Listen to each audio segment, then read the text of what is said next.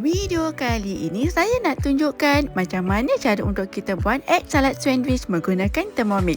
Jom kita buat.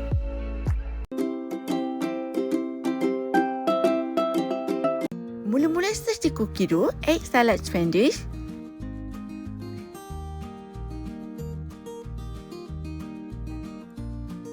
Dalam resepi ini saya edit serving size kepada 6. Kemudian tekan start. Masukkan telur. Letakkan 1 liter air. Anda boleh lihat makin level dalam mixing bowl. Kemudian rebus telur menggunakan egg boiler mode medium selama 13 minit. Dah siap. Tuang ke dalam cermin basket dan basuh dengan air paip supaya telur cepat sejuk.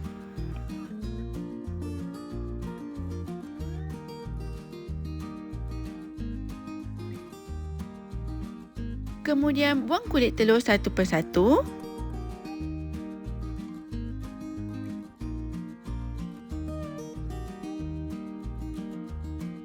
Dah siap. Masukkan telur yang dibuang kulit ke dalam mixing bowl.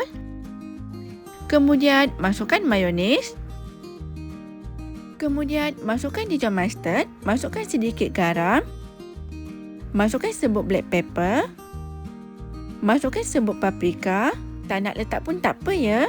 Tutup dan mix selama 2 saat di speed 4. Dah siap. Keep down guna spatula. Mudah kan?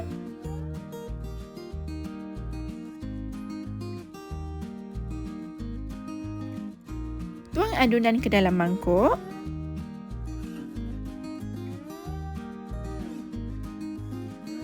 Kemudian sediakan roti. Anda juga boleh sapu sedikit butter pada roti. Letakkan adunan telur dan ratakan pada permukaan roti.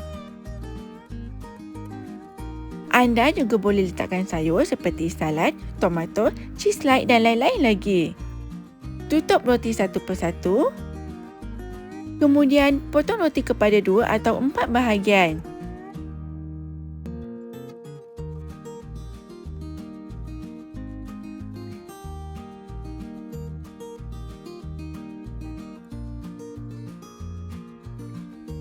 Elok je kan?